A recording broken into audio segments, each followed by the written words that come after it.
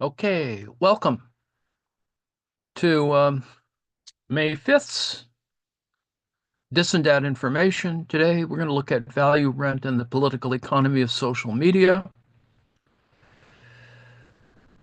a article by Jakob Rigi and Robert Prey. The reason to look at this, of course, is that there are certain arguments being put forward that claim to provide a means by which we could talk about value in the context of social media. And the measurement of such elements remains, with respect, problematic, particularly if you're trying to incorporate any kind of materialist analysis. Most of the issues have to do with misidentified variables, um, problems of translation and definition, uh, including some that are difficult to identify, but are have measurability. It's simply our empirical tools are not being, I think, applied in the best ways. The other issue, of course, is a consonant with a materialist analysis, whether we can identify some things that remain niggling issues. Let's put it that way. The issue, for example, of surplus value, the issues of rent's relation to surplus value, um, the idea that there is unpaid labor at work, whether people are being exploited or uh, capital is being extirpated or whatever. Anyway, so enough fiddling around, but some of those are the basic ideas. They sort of get squared away in this article, at least to critique some of the major positions, ones that have been worked on for decades on the issue of, for example, social media, advertising, a variety of other things that are of current informational interest. So here we go. It's a fairly recent article and one that identifies the major folks in this kind of argument. That is Fuchs and Arvidsson, who sit on opposite sides of what is a fairly significant, I think, a continental reading of the literature, and one, with respect, less subscribed to on this side of the pond. So, anyway, value rent and the political economy of social media. Fuchs, Christopher Fuchs, um, Fuchs, sorry, argues that the users of social media produce value and surplus value in the Marxian sense. Arvidsson and Colleoni critique this hypothesis, claiming that Marx's theory of value is irrelevant to the regime of value production on social media platforms in particular and in informational capitalism in general. They claim that the affective relations and financial speculations that generate value on social media are not dependent on labor time. So you can see here that this can be a key. This article critically engages Fuchs and Arvidsson and Colleoni by revisiting Marx's theory of value. Contra Marx, we argue that audiences do not produce value and surplus value, neither for social nor for mass media. Contra Arvidsson and Colleoni, we argue that so-called affective relations, that is philia, which in translation is love or, you know, um, attention, do not produce value either. Instead, we demonstrate that social media generate revenue from four primary sources. By leasing advertisement space to generate advertisement rent, by selling information, by selling services to advertisers, and by generating profits from fictitious capital and speculative windfalls. All four, we argue, can be adequately explained by Marx's theory of value. In this article, we critique the argument that users of social media can be understood in the Marxist sense, be laboring to produce value for social media. Instead, we argue that the expansion of social media needs to be understood in line with the expansion of rentier capitalism in general. We thus attempt to demonstrate the utility of analyzing the political economy of social media through Marx's conception of rent and fictitious capital. Our point of entry is a recent and very lively debate between Fuchs and Arvidsson and Colleoni, hereafter Arvidsson and Colleoni. That is the 2012 version. The first section of this article summarizes this exchange within the context of the audience commodity debate, which was initiated by Dallas Smythe in 1977. In the section that follows, we summarize Marx's theory of the general form of surplus value at the point of production and its particular manifestations in the realm of distribution. This summary is necessary because the source of both Fuchs's and Arvidsson and Colleoni's mistakes, we believe, is their confusion of the general form with its particular manifestations. In the third section, we critique Fuchs's claim that prosumers, as opposed to consumers, produce value and surplus value in two steps. First, we deal with media revenues from advertisements. We show that the claim that audiences or prosumers produce value and surplus value is mistaken for both mass media and social media. We argue that the price of an ad is a rent paid for advertising space / time, the magnitude of which primarily depends on the socio-cultural profile of the audience. Second, in regard to social media, we show that the exchange value of the data that is provided by prosumers tends towards zero. Therefore, we argue that any price applied to such data is best understood as a rent extracted through various mechanisms of monopoly. Finally, we critique Arvidsson and Colleoni in two subsections.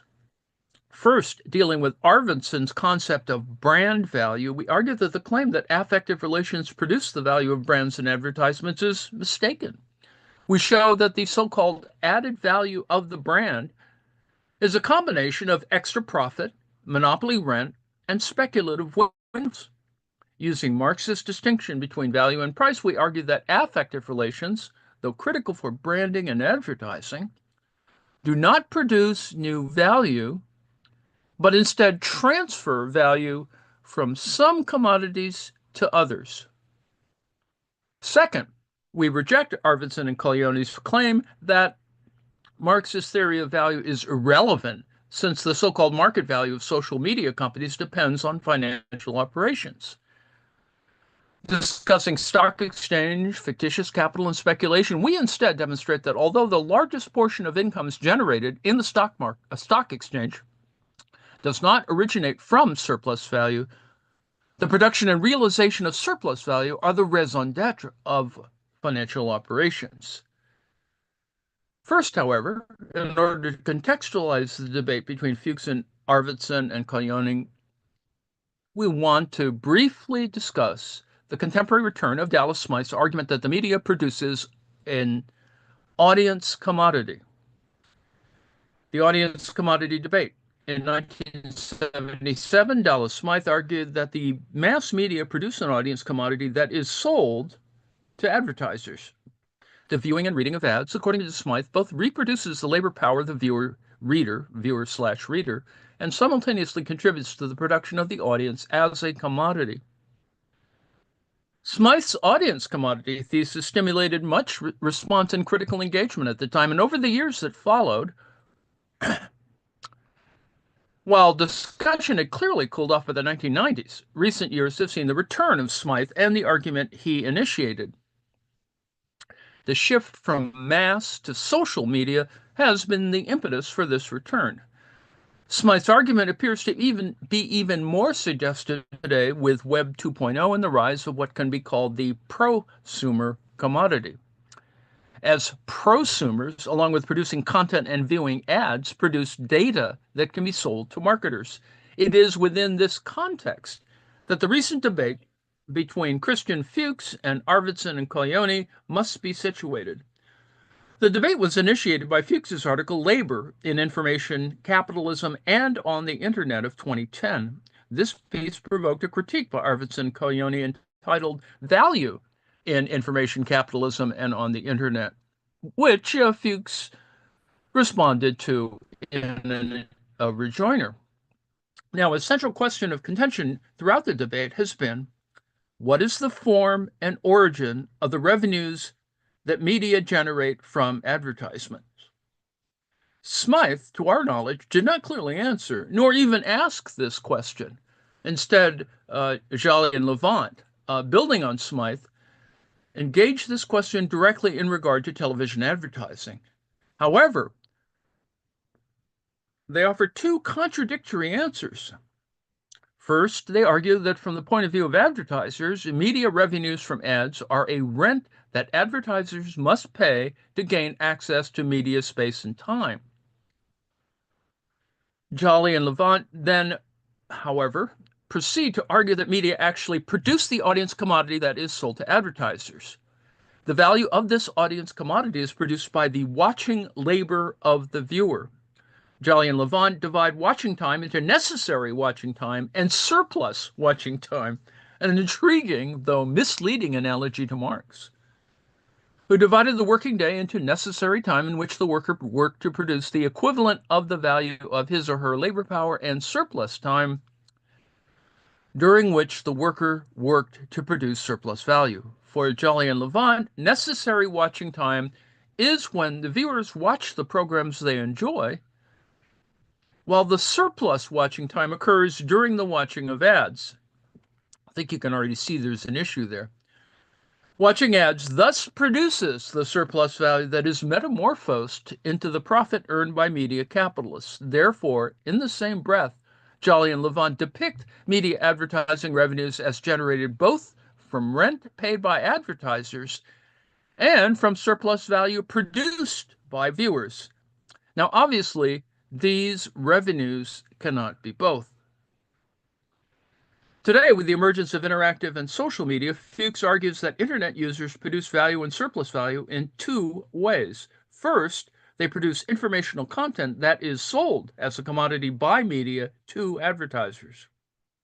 Second, they constitute an audience for advertisements, and by paying attention to ads, they also produce value and surplus value.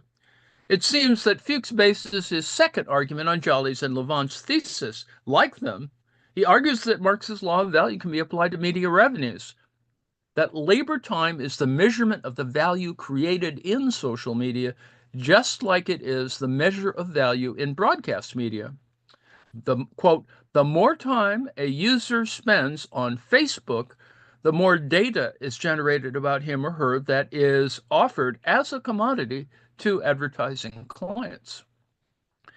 In their recent critique of Fuchs, Arvidsson and Koyoni claimed that social media revenues are impossible to understand via Marx's theory of value.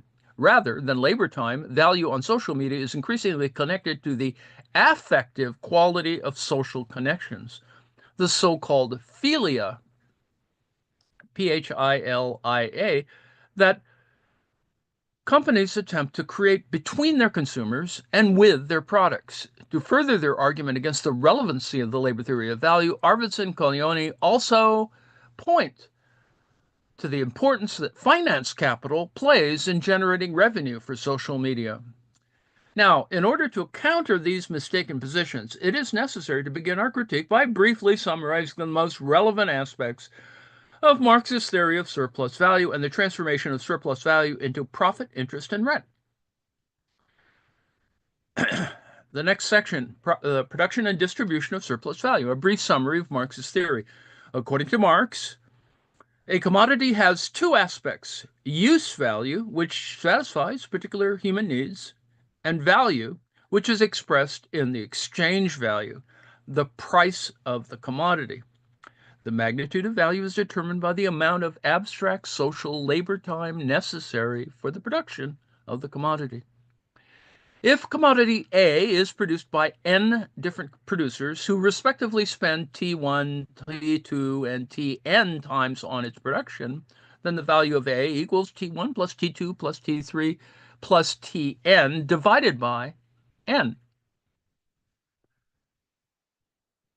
Now, while the use value of a commodity is a function of its physical properties, the value of a commodity can only be expressed and measured relationally through a separate object that stands in opposition to it. Money is the universal form of value, exchange value, but in expressing its value in money, the commodity purges itself of all traces of the labor that went into creating it.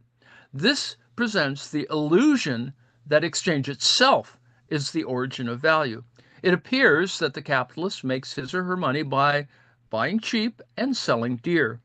Now, although this might be true and is true of individual capitalists, it is a zero-sum game if all capitalists are considered together.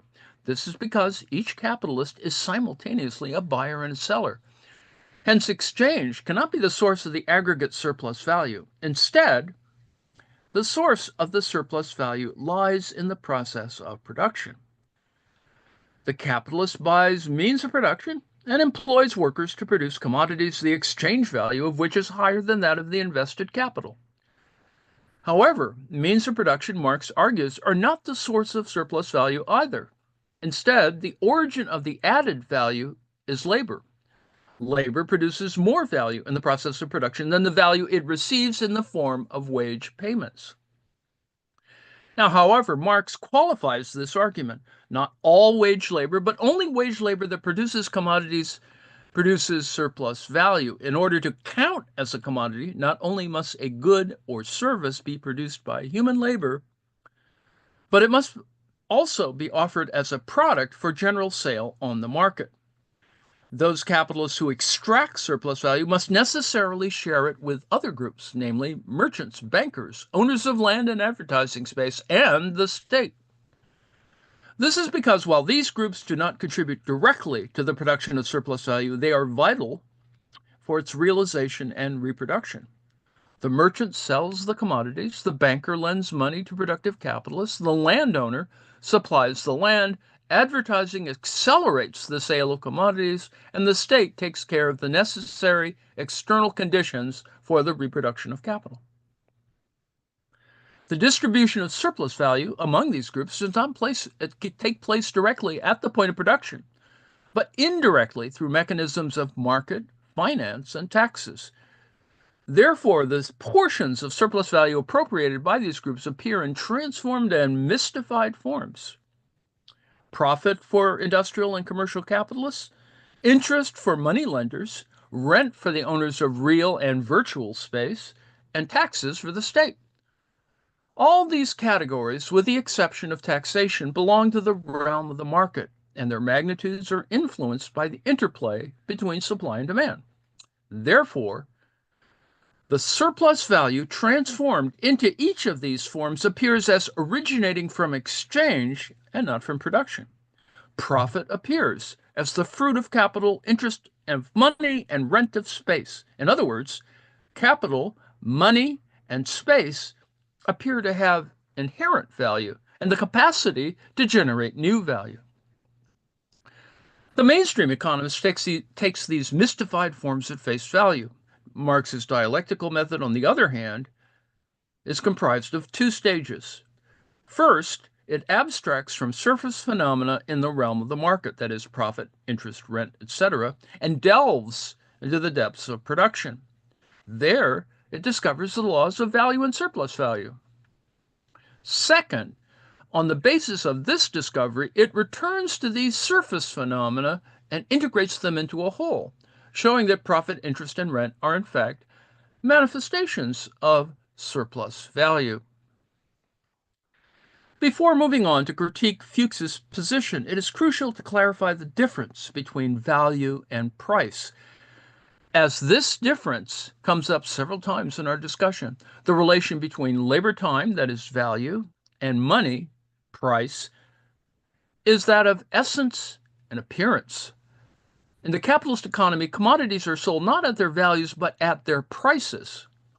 While there exists a general correspondence between value and price, the law of supply and demand ensures that some commodities are sold above their value, higher prices, while others are sold below their value, lower prices. Those commodities with higher effective demand absorb into themselves portions of the value of commodities with lower effective demand.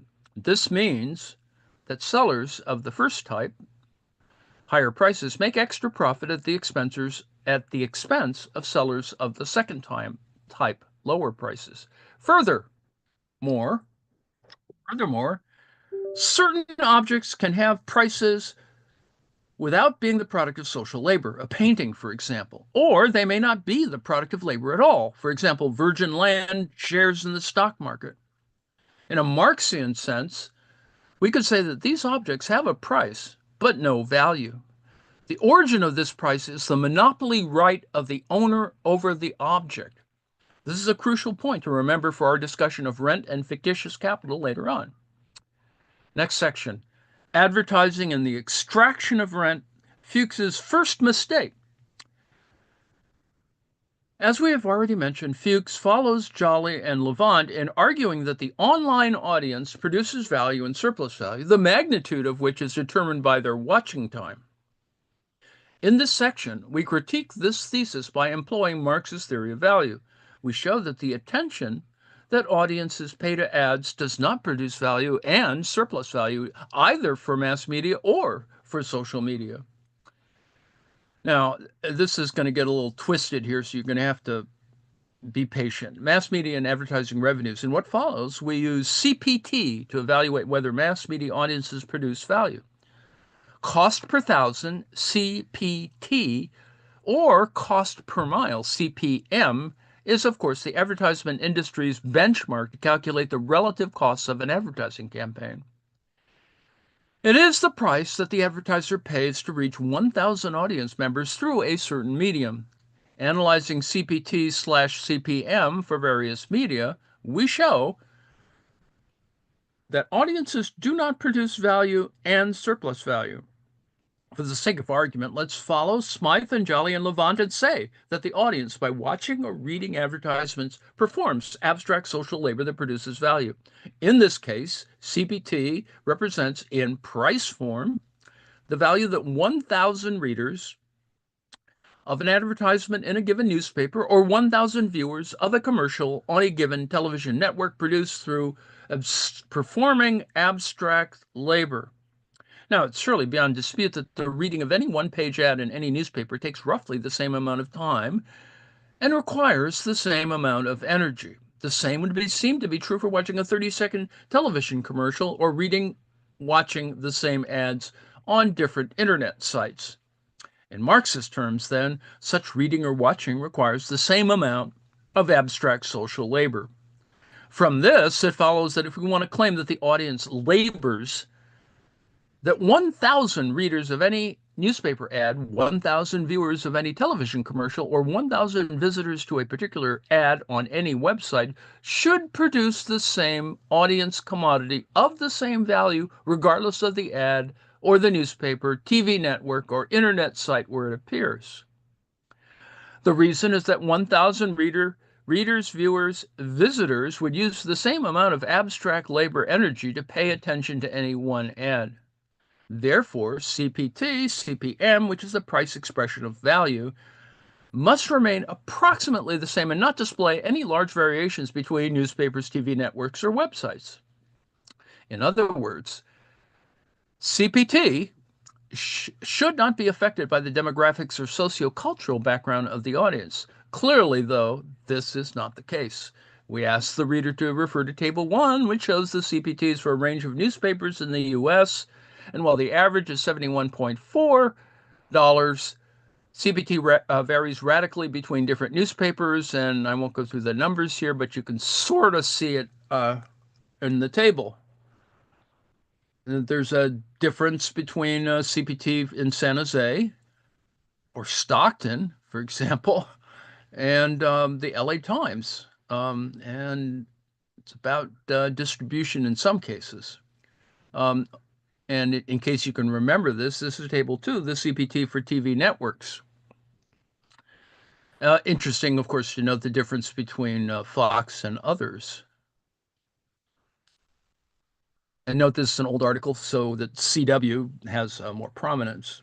And then CPMs for different types of internet sites in the United States, uh, kind of dividing it up into useful divisions, entertainment versus community versus sports versus online gaming. Um, So table 3 shows average CPMs for different types of sites on the net, and then there's significant variations, and et cetera, et cetera, et cetera, et cetera. Now, what do we to make of dramatic variations? If audiences produce value, then why would 1,000 readers of the Stockton Record produce 15.3 times more value than the same number of US Today readers? Or why should the same number of visitors to newspaper sites on the internet produce 12.48 times higher value than do prosumers on social networking sites? The only explanation is that CPT does not represent the transformation of audience-produced value into price. Audiences are not engaged in value-producing labor when they read, watch, or hear an ad. Now, how could it be otherwise, since the abstract labor, that is the energy to pay attention to any one-page ad, any 30-second commercial, or any online banner ad by 1,000 readers/viewers is equivalent? It would seem instead that the major portion of CPT/CPM is rather a rent that media owners extract from advertisers, although CPT may also include the cost of the production of the ad. The money paid by advertisers to media is perhaps best understood as an exchange of rent for hope, the potential of generating greater future sales. Instead of the audience being the commodity, we argue that the advertising space in the case of press media, or advertising time in the case of television, is the commodity. The price of such advertising space or time is dependent on the projected profile of the readers and viewers attracted to this space and time. Class, gender, generation, race, national differences, and corresponding cultural habituses, among other factors, are all major aspects of audiences' profiles.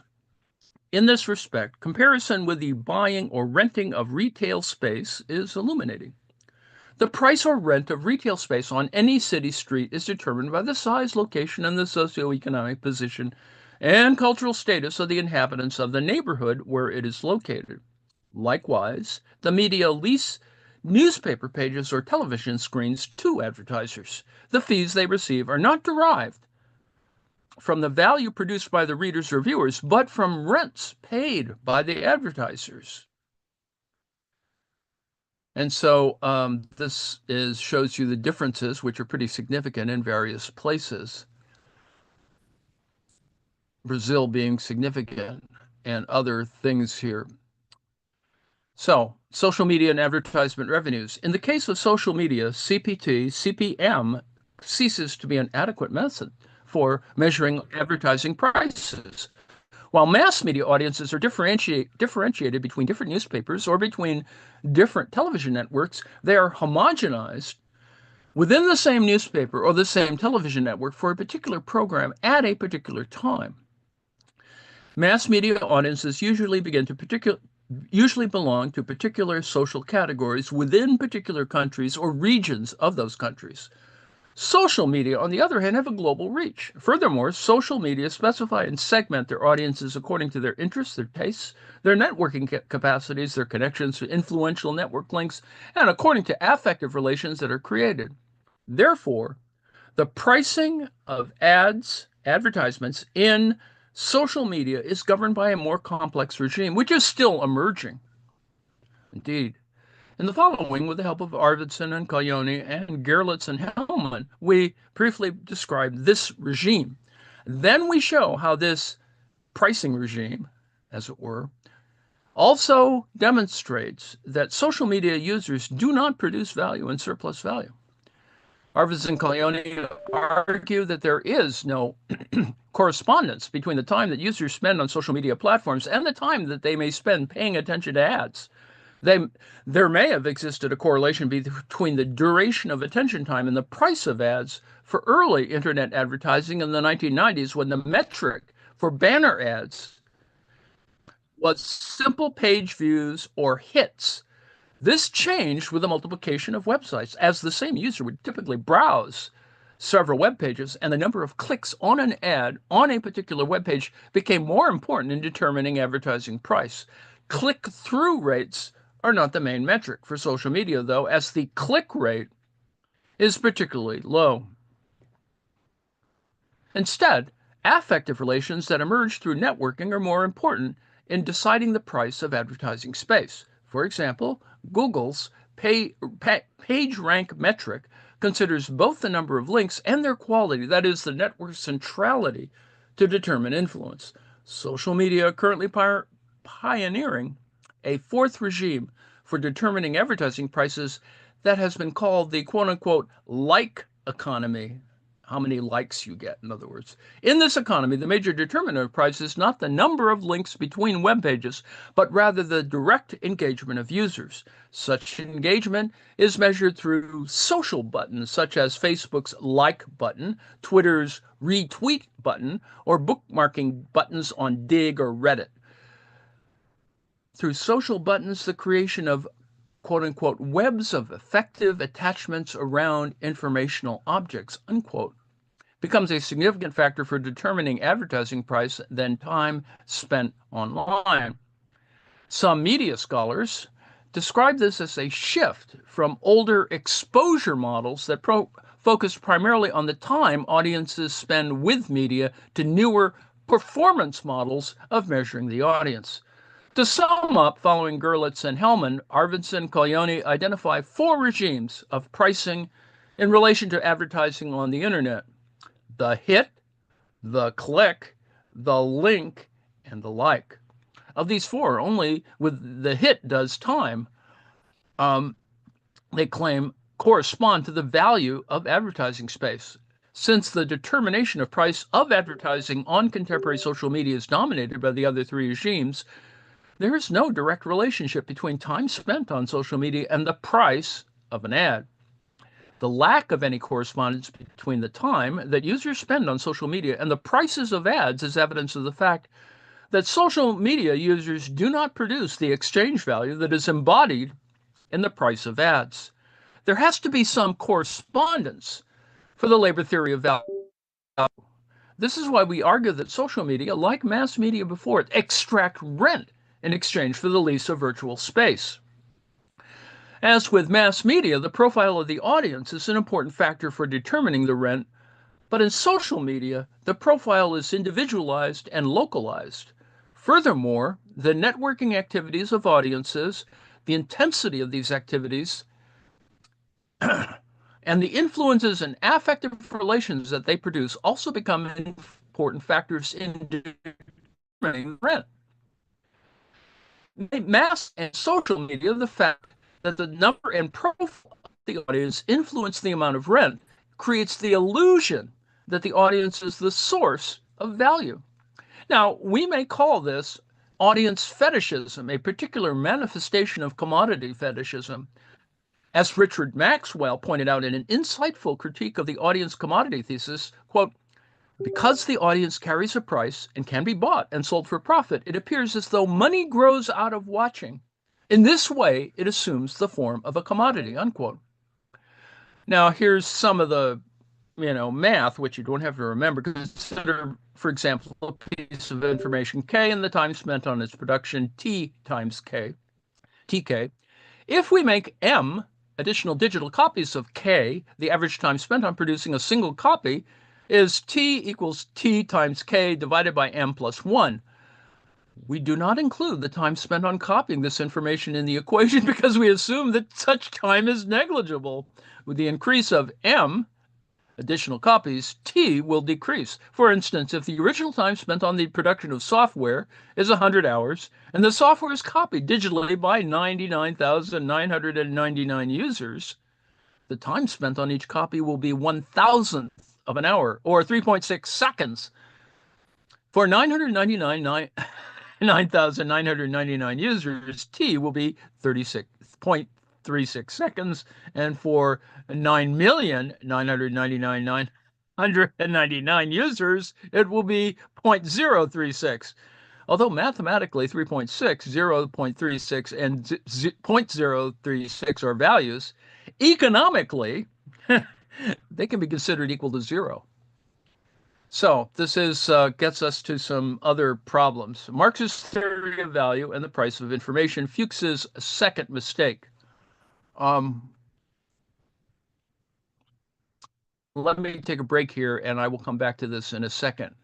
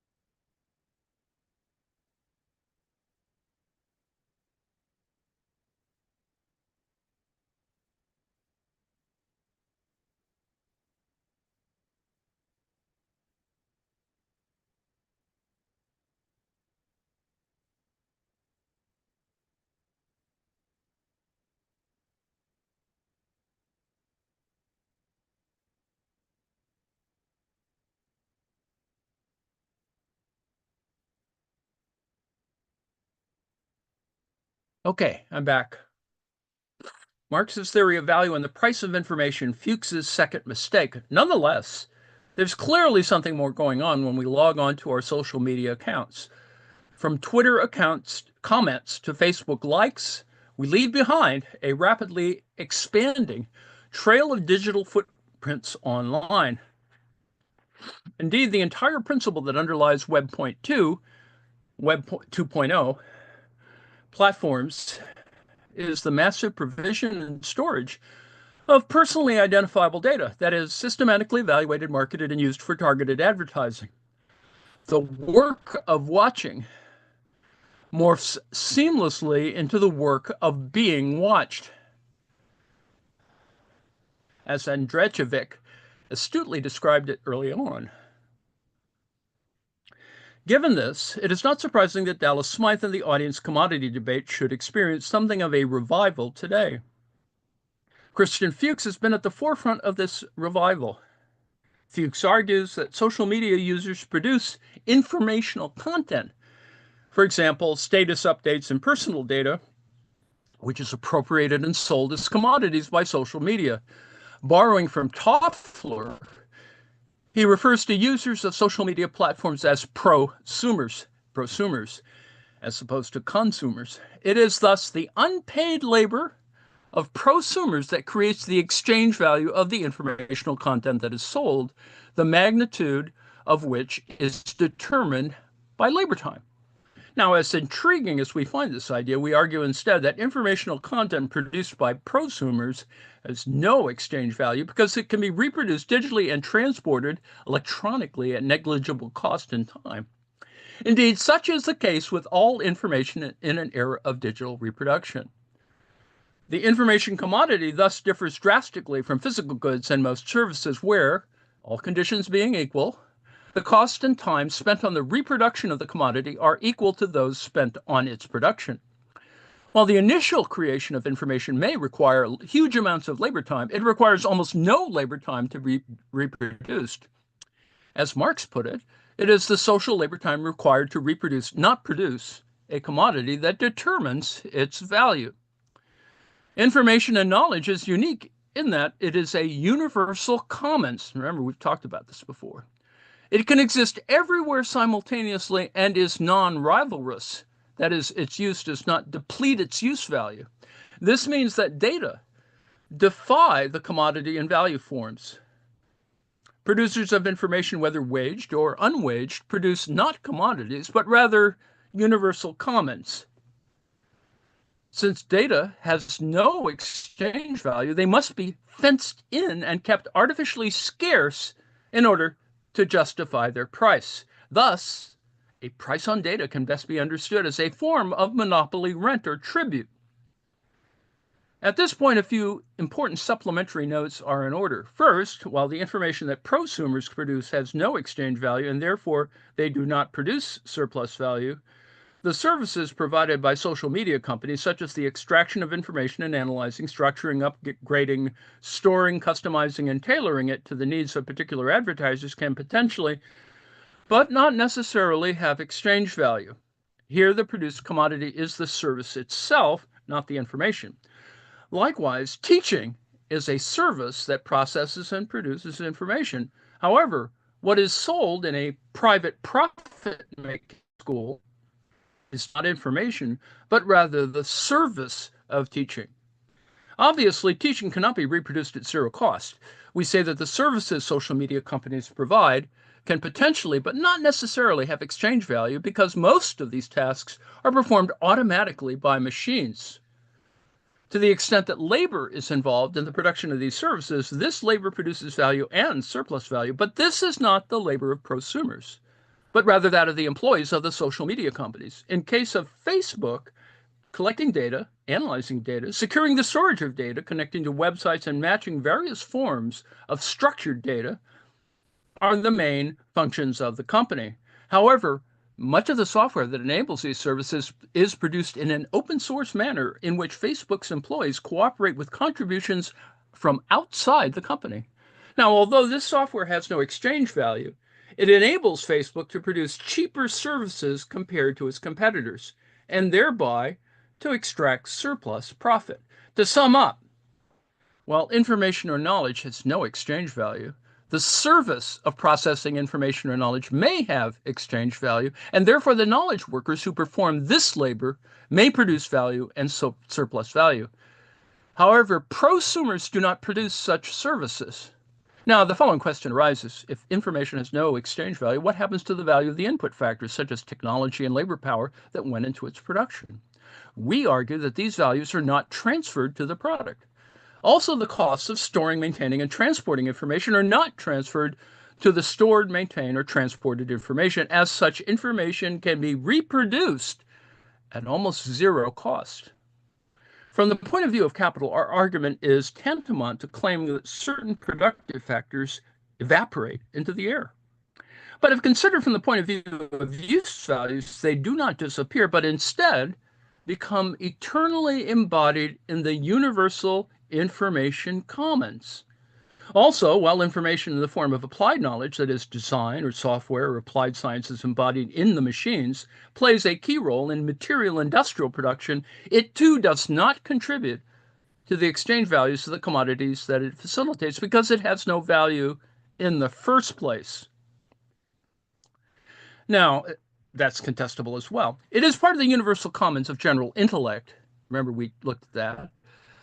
Although the sustained expansion of the general intellect is a condition for the accumulation of both total social capital and individual capital, the general intellect itself has no value. That input factors may have high exchange rates while the produced information has none is a contradiction that lies at the heart of the capitalist mode of production. According to Marx, exchange value and use value have an antagonistic relation in the capitalist mode of production. The first, exchange value, represents the private interests of the capitalists, and the second, the collective interests of members of society. With information, this contradiction takes its most radical form, as its use by one does not exclude its use by another. With information, use value annihilates exchange value, that is, the capitalist form of production and the abstract value factors. Exchange value can only be imposed on information by means of enclosure backed up by the state. See Fox News. Hence, the price that the capitalist extracts in exchange for it is a form of tribute. See tariffs. We can now hypothetically identify four methods through which social media can generate income. The first is through leasing advertisement space to generate advertisement rent. The second is from the sale of information. The third is through the sale of services to advertisers and others, such as the collecting, analyzing, storage, and delivery of data. The fourth is in financial markets through selling shares and through speculation. Of these four, only the third, that is the sale of services to advertisers and others, may include the production of surplus value through the labor of the employees of social media companies. As we've already dealt with the first three mechanisms, we deal with financial operations in the last section of this article. A critique of Arvidsson and Colleoni. We now turn to Arvidsson and Colleoni's critique of Fuchs as presented in their essay Value in Information Capitalism and on the Internet. We've already credited Arvidsson and Colleoni for their description of the complex and emerging regime of determining advertisement prices in social media. We also have endorsed their critique of Fuchs, that prosumers do not produce value in the Marxian sense, since there's no correspondence between attention time and advertising prices. However, we reject their claim that Marxist theory of value is irrelevant for understanding the political economy of social media. We deal with Arvidsson and Colleoni's arguments in two steps. First, we challenge their claim of the relations between philia, brand, and value. Then we critique their argument that Marxist theory of value cannot explain the importance of financial operations on the so-called market value of social media companies. Philia, brand value, and advertisement rent. We argue with, Arvidsson Colleoni and the Arvidsson description of the socio-cultural process of branding and the argument that affective relations play a significant role in branding. However, we reject the thesis that such affective relations create the value of a branded commodity or the brand itself. Arvidsson and Colleoni suggest that informational capitalism in general, and social media companies in particular, deploy an affective law, quote unquote, of value. Now, the values of companies and their intangible assets are set not in relation to an objective measurement like labor time, but in relation to their ability to attract and aggregate various kinds of affective investments like intersubjective judgments of their overall value or utility in terms of mediated forms of reputation. In other words, value on social media platforms derives mainly from intangibles, from the affective labor that helps to build relations between a company's stakeholders, consumers, employees, subcontractors, and the public at large. Brands are arguably the most important intangible asset.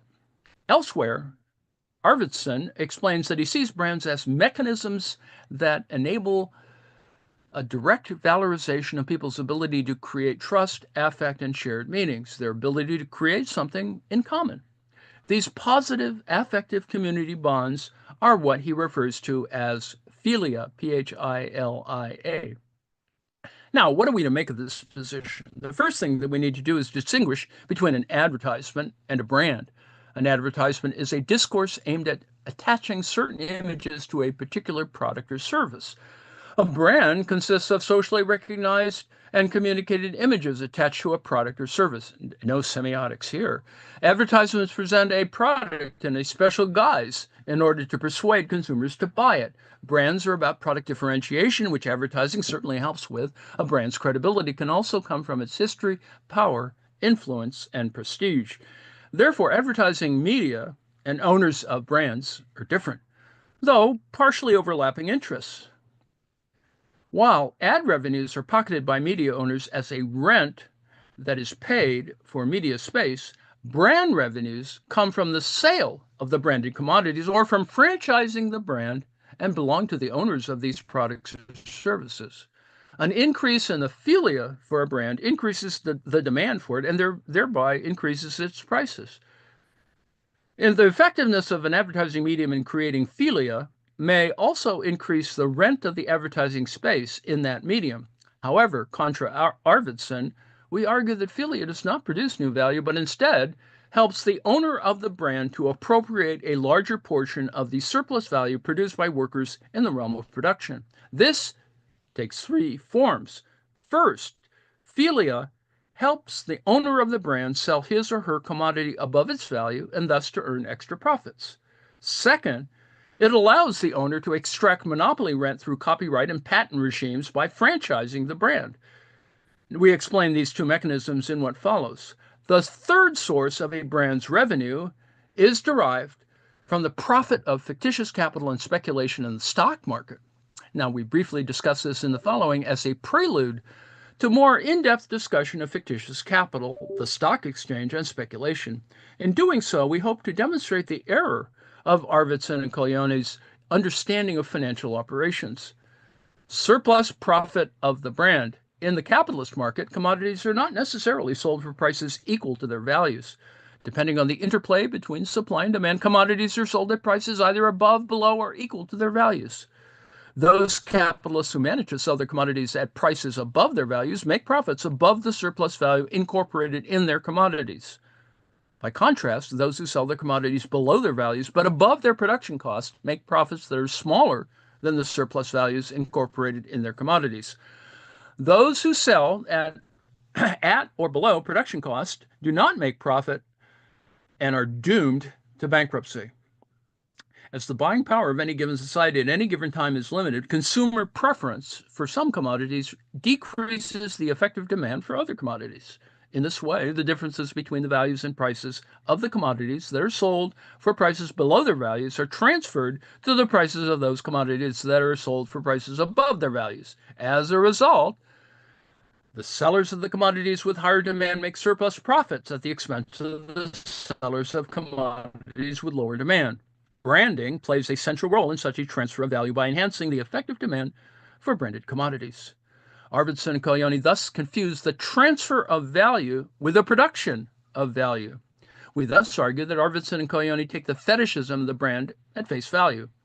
Those who sell their commodities for prices higher than their value may recover part or the whole cost of advertisements from the additional profit they make. However, this does not mean that the initial advertisement costs contributed to the value of these commodities or to the extra profits that are earned by the brand. In short, brands may help shift demand from one commodity to another and allow the company that produces the branded commodity to charge a higher price for the commodity, but a brand does not increase the value of a commodity.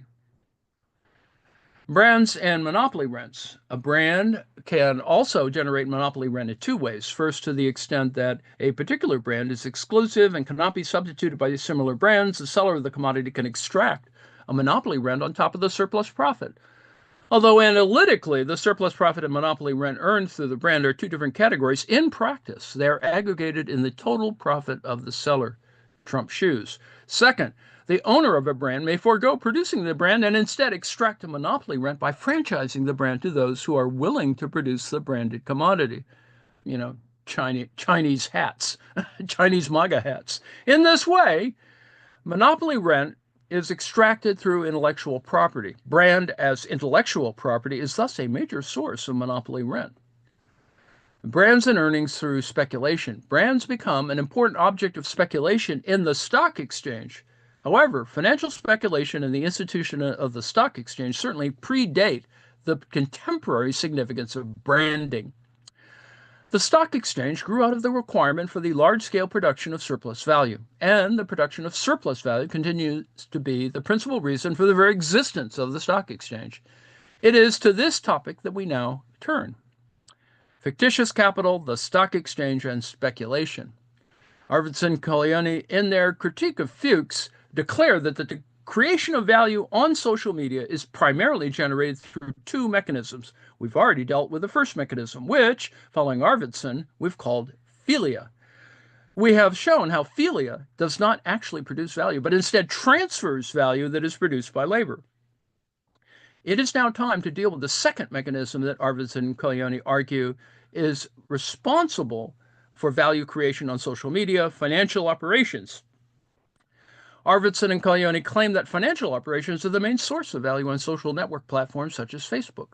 What is more, they argue that this fact proves the irrelevance of Marx's theory of value for explaining the political economy of social media. We agree that financialization is central to understanding the political economy of social media. Social media platforms, in particular Facebook, have very high price-to-earnings ratios. However, in what follows, we instead show that Marx's theory of value is essential for understanding the centrality of these financial operations. Fictitious capital. The emergence and consolidation of banks, thus these specific institutions of money capital and their hegemony over the rest of the economy, have capitalized all streams of income. MCM prime becomes simply M prime. Money creates more money. Any revenue is considered as interest on interest-bearing capital, with capitalized price determined by the magnitude of the revenue divided by the interest rate, that is capitalized price D, revenue interest rate, point. This revenue can be profit, rent, interest, tribute, tax, and so on. For example, the capitalized price of a revenue of 1 million US dollars at 2% interest rate is 1 million 0.02 D, $50 million. Marx calls this fictitious capital because it's not real capital invested in the process of the production of surplus value. It is hypothetical capital that is imagined on the basis of the assumption that any revenue is interest on capital. Fictitious capital is a central aspect of the stock exchange. This goes back to Hilferding. Although the main purpose of the joint stock company, that is, a business owned by its shareholders, is productive investment in the direct extraction of surplus value. Companies like Facebook, which do not produce surplus value but extract rent, can also issue shares, assuming, public offering, etc. Shares are entitlements to dividends that originate from the income of joint stock companies, income generated outside the stock exchange. The advantage of the stock exchange from the point of view of shareholders is that they can recover their money by selling their shares at any time. So we have two different parallel economic operations separated from each other spatially, temporally, and economically, one in the stock exchange, the other in the joint stock company. However, these two processes are related, as dividends come from company revenues, and these revenues are ultimately portions of the total social surplus value produced by workers. Shares are entitlements to these portions of the total surplus value. And therefore, the production of surplus value outside the stock exchange is the economic foundation of the stock exchange. Selling one's shares in the stock exchange for a price above their purchase value can also generate a profit. This profit, which is the profit of fictitious capital, does not originate from surplus value. It belongs to a different category from dividends. However, the price of the shares, and as a result, the profit of the fictitious capital, depends on the size of dividends. The higher the real or the projected dividends of a company, the higher is the price of its shares, and as a result, the higher is the profit of its fictitious capital. The size of dividend per share ultimately relies on the rate of profit, which has a positive correlation with the rate of surplus value, which is the rate of exploitation. Next section, speculation and speculative windfalls. Shares are bought and sold on a daily basis in the stock exchange for speculative reasons. Speculation is a special function of the stock exchange. Speculative windfalls, however, do not result from an increase in companies' profit or rent, but rather from fluctuations in their amounts. Speculations about changes in the direction and rate of the amount of profit or rent result in fluctuations in share prices. See Tesla. Share prices depend on the rate of interest on the one hand and the amount of dividends on the other. The rate of interest is, in a given time period, fixed by the government, unless sudden, unexpected, dramatic external events such as war, revolution, or natural disaster drain the money supply. Speculating on the direction of change in the amount and rate of the dividends, speculators try to buy shares cheap and sell them dear. Aside from fluctuations in the amount of generated income, the interplay between supply and demand within the stock exchange influences the price of shares. Naturally, speculation itself, combined with the fluctuating moods and expectations of speculators, creates continuous ebbs and flows in supply and demand. The resultant change in price instigates a new wave of speculation, resulting in new changes in supply and demand and thereby prices.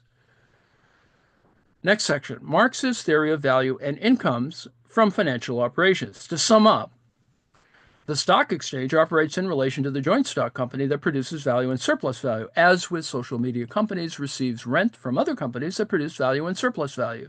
The amount of fictitious capital behind a particular company in the stock exchange depends on its profitability or ability to extract rent outside the stock exchange, which in turn relies on the extraction of surplus value from workers. This is most evident in times of bankruptcy and crisis, where a dramatic fall in the rate of industrial profit causes a dramatic depreciation in share prices. The collapse of profit causes a decrease in the amount of rent as well. In short, without the production of value, the smoke of the stock exchange will vanish immediately. In the stock exchange, capitalist property, taking the form of titles to revenue, appears to be independent of the production of value and surplus value in the process of production. Such property, disconnected from use value, acquires the homogeneous form of lending capital. Its value appears to be determined by its yield. Therefore, the relation between the property and its yield is a purely quantitative relation. It appears that money, through some magical force, gives birth to more money. Arvidsson and Collioni, taking this mystified form at face value and deceived by the self-referentiality of fictitious capital, denounce, mistakenly, the relevance of Marx's theory of value for understanding the workings of finance capital. Conclusion, finally. We have argued that a more careful understanding of the relation between rent and surplus value is essential for grasping the political economy of social media. Marx's theory of rent is not separable from his theory of value, and indeed it must be understood as an essential component of his general theory of capital. Rent is a portion of the surplus value that is produced by wage laborers and independent workers. As the Marxist economist Isaac Illich Rubin wrote, even though the category of rent does not directly express relations between commodity producers through the products of their labor, it is nevertheless related to these relations and can be explained in terms of them. In other words, the theory of rent is derived from the theory of value. The strength and brilliance of Marx's analysis of capitalism is his insistence on relating the parts with the whole. Using this method, he showed that profit, interest, and rent are the forms of surplus value in the realms of exchange and distribution, and therefore constituted portions of the total surplus value, total social surplus value produced by the total social labor in the realm of production. In conclusion, the work of watching ads does not produce surplus value. Advertisers do not buy audience power as Fuchs would have it, but instead rent access to potential future customers. Prosumers, as opposed to consumers, also do not produce surplus value through the information work that they engage in because, as discussed earlier, information in an age of digital reproduction has an exchange value bordering on zero. For the information capitalist, enclosure is a means of extracting extra surplus value in the case of trade secrets or monopoly rent through intellectual property. Both extra surplus value and monopoly rent represent value that is produced by workers outside the sphere of information production. Those who argue that social media users produce surplus value effectively deny the fact that it is primarily labor that is exchanged outside the media with capital that produces the rents for media and hence is exploited by media capitalists. The claim of users to a share of this rent under the pretext that they produce it is a demand to partner with media capitalists in exploiting the working class. That said, the fact that information has no exchange value does not imply that those who produce information or knowledge, including prosumers, cannot be exploited. The form that the exploitation of information knowledge producers takes is the expropriation of the universal commons of information by capital, whether through trade secrets or through intellectual property. The enclosure of information knowledge is not only the exploitation of direct producers of information knowledge, but also of humanity at large. This is because new information knowledge is produced through processing existing information knowledge, which is part of the general intellect, the product of the collective intellect of humanity at large. In this way, the rentier capitalist is involved in a twofold form of exploitation, forms that mutually condition each other. The rentier capitalist expropriates the use value of the commons of knowledge from those who produce it and from the rest of humanity, and then uses this enclosure to extract value from value producing waged and unwaged labor. As argued elsewhere, this twofold exploitation is the defining characteristic of contemporary information capitalism. Workers who produce information knowledge, either waged or unwaged, that is, prosumers are just one instance of unwaged knowledge producers, and producers of surplus value occupy two different positions in relation to capital. This difference creates a certain contradiction between the two strata that can be economically and politically exploited by capital. The knowledge worker has simultaneously a more radical and a less radical position vis-a-vis capital in comparison to the producer of surplus value. He or she has a more radical position because he or she produces commons that exceed the capitalist mode of production. He or she has a less radical position because under the capitalist system, his or her wages are derived from a portion of the surplus value produced elsewhere. Indeed, capitalists bribe elite knowledge workers by sharing with them the rents and tributes they extract from producers of surplus value. Producers of surplus value, we're almost through, confront capital from a position within the capitalist mode of production. They bargain for a larger portion of the value they produce, usually without questioning the system itself. In this sense, they're less radical than knowledge workers. However, they can also question the capitalist mode of production by claiming the whole working day for themselves, that is, society. This would only be possible through the transformation of capital into a new mode of production. Indeed, commons-based peer production, established by a segment of knowledge workers, offers a model for this new mode of production. One of the strengths of Fuchs's argument is that he emphasized the role of prosumers and their inherent contradiction with capitalism, a capitalism that he rightly emphasized is still based on the law of value. However, he mistakenly considers prosumers to be producers of surplus value, when it'd be more accurate to see them as productive of a commons that is used to extract rent from advertisers. Arvidsson and Collioni are right in claiming that we now have new social forms that Marx's theory of value did not anticipate and cannot explain. But these forms are not monetized forms of value, such as revenues from advertisement and brands, rent yields from fictitious capital, or even revenues earned from financial speculation.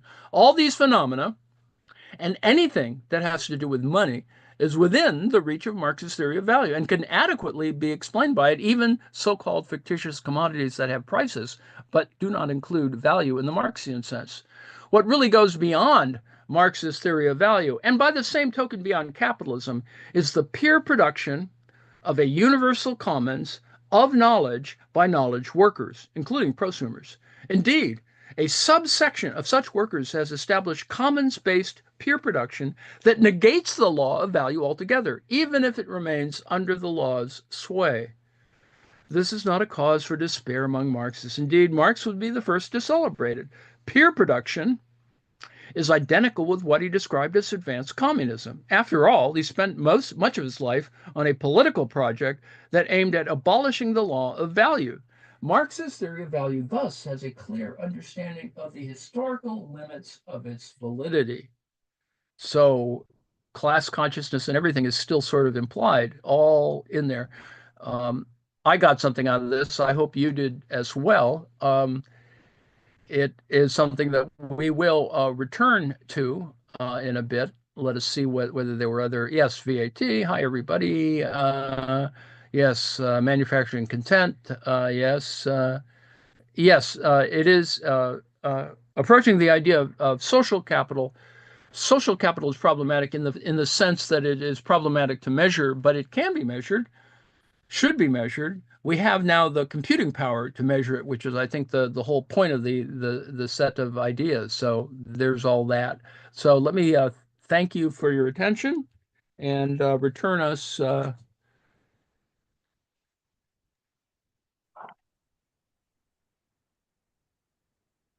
this is James. You have a second? Yeah.